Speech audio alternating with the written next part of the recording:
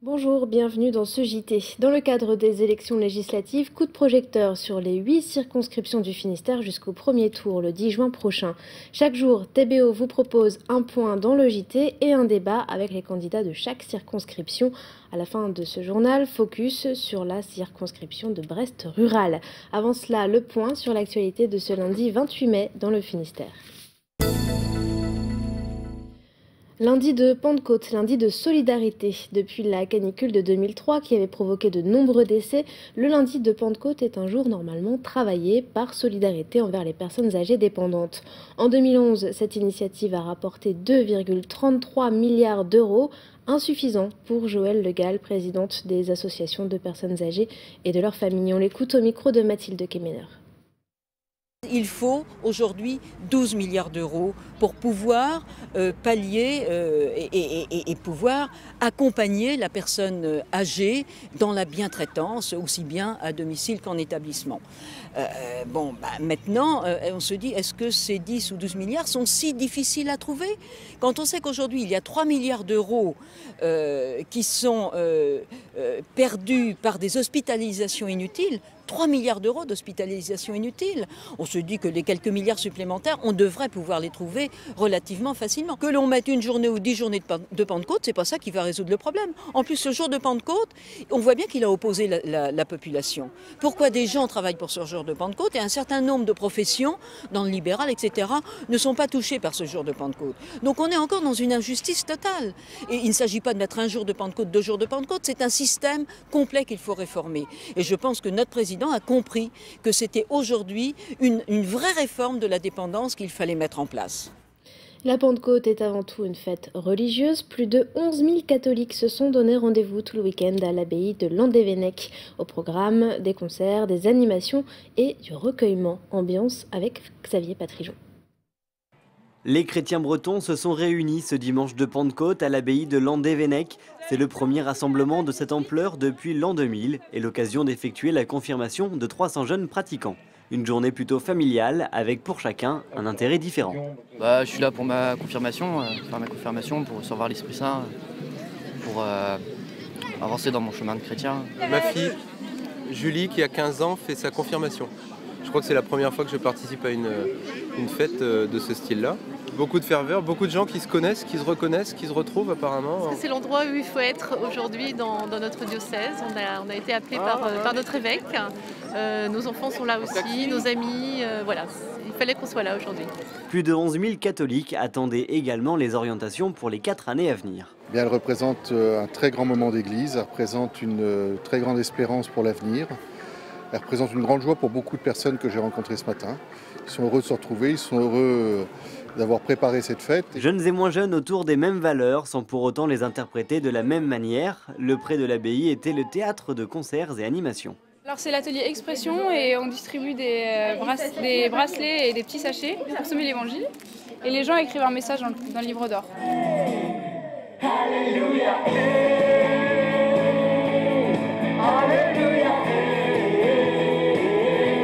Mais au fait, c'est quoi la Pentecôte? On reçoit l'Esprit Saint et ça nous donne des forces pour toute l'année, pour aller annoncer le Christ partout. Semer l'évangile. Une fête religieuse aux allures de festival, c'est la recette gagnante du diocèse de Quimper. Autre événement ce week-end, le chanteur Pierre Perret était à Port-Launay. Depuis samedi, l'école élémentaire de la commune porte son nom. Retour sur cette inauguration émouvante avec Xavier Patrijon. L'école de Port-Launay existe depuis environ 1870 et elle n'avait pas de nom. Alors depuis ce samedi 26 mai, les choses ont changé. Elle s'appelle à présent l'école Pierre Perret. Et on l'aime bien, c'est un monsieur très célèbre et du coup on a décidé d'appeler notre école Pierre Perret. Moi je suis très heureuse parce que je suis attachée à cette école même si je n'y enseigne que depuis 2 ans. J'habite le village donc c'est important pour moi, c'est très important pour les enfants. On a senti l'excitation monter énormément cette semaine et on est tous vraiment heureux qu'il soit là et que l'école porte son nom. Au programme, discours, visite de l'école et bien entendu, quelques chansons.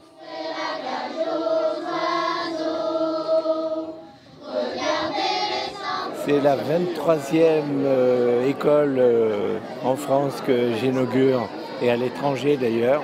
Et ça me touche autant à chaque fois.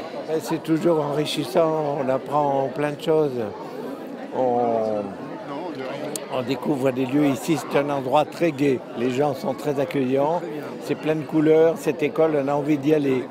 J'aurais presque envie de reprendre l'école, rien que pour ça. Le principal intéressé est ravi et les enfants aussi. C'est mon héros. C'est un chanteur magnifique.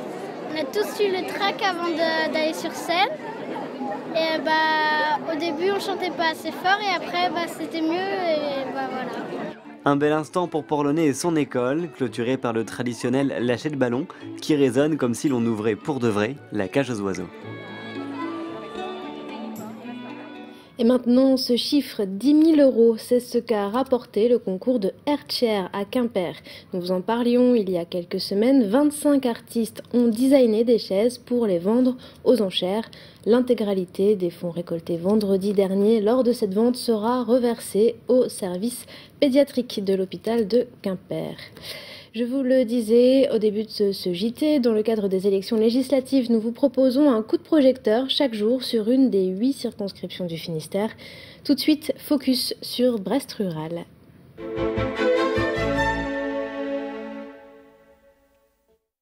La 3e circonscription du Finistère, Brest rural, qui couvre toute la partie nord-ouest de Brest, est l'une des 3 circonscriptions du département tenues par la droite. La situation y est un tout petit peu compliquée. Avec Patrice Lebert, journaliste au Télégramme, nous faisons le point avant le premier tour de législative. Bonjour Patrice. Bonjour Olivier. Alors Brest rural, la situation n'y est pas simple. Non, c'est le moins que l'on puisse dire. Effectivement, il est bien difficile d'établir un pronostic sérieux sur le résultat du second tour de cette législative. Donc une circonscription où la députée sortante est Marguerite Lamour de l'UMP. Absolument, qui en est à 2 mandats, qui en brigue un 3e. Et qui avait été assez confortablement élue la dernière fois ? Assez nettement, pas de manière considérable, mais assez nettement. Elle a fait 52,5. Une circonscription qui a un peu rosi aussi cette fois-ci. Fortement rosi, puisque François Hollande y a obtenu près de 56% le 6 mai dernier. Donc Marguerite Lamour, à première vue, pourrait se sentir un peu menacée. En effet, sur le papier, oui. Si on s'en tient au papier, oui. Mais Marguerite Lamour a la chance de pouvoir bénéficier de fortes divisions à gauche. C'est-à-dire que la gauche, en fait, on a l'impression qu'elle crée un peu les conditions pour surtout ne pas gagner cette circonscription. C'est un peu ce qui se dit, effectivement. Que se passe-t-il exactement ? Alors, le Parti socialiste, dans le cadre d'un accord national avec les Verts, a décidé d'investir une écologiste, Magali Deval.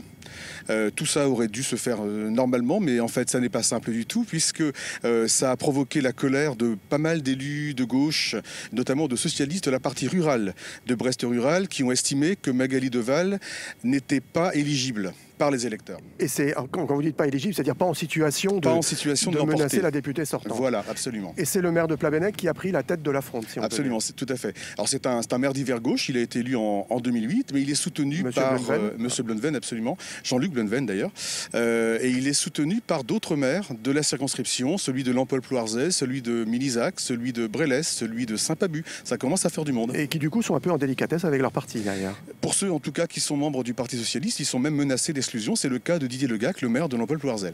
Alors je crois que la particularité de cette circonscription, c'est aussi que quasiment tout l'éventail de la gauche y est représenté. Ah, c'est le moins qu'on puisse dire, ça va vraiment de la plus extrême des extrêmes gauches jusqu'au centre gauche, puisque nous y comptons une candidate LO, un candidat Lutte ouvrière, un candidat alternatif qui s'appelle Chris Perrott. Soutenu par le NPA. Nous avons donc la candidate soutenue par les Verts, investie par les Verts, Europe Écologie Les Verts et le PS, et qui est également soutenue par l'UDB. Donc ça, c'est Magali Deval. Jean-Luc Blunven, le maire de Plabennec d'hiver gauche, dont nous venons de parler. Et nous avons également un candidat du Front de gauche, qui s'appelle Bertrand Seize.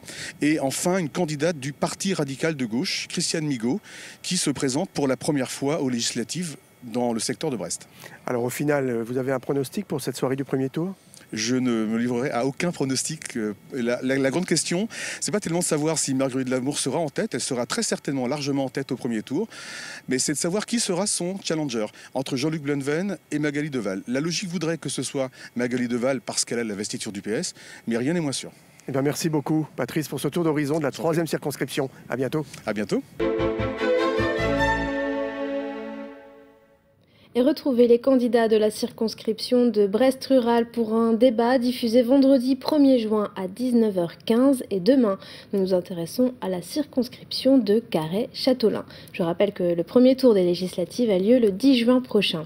Voilà, c'est la fin de ce journal. Merci à tous de l'avoir suivi et à demain pour un nouveau JT. Au revoir.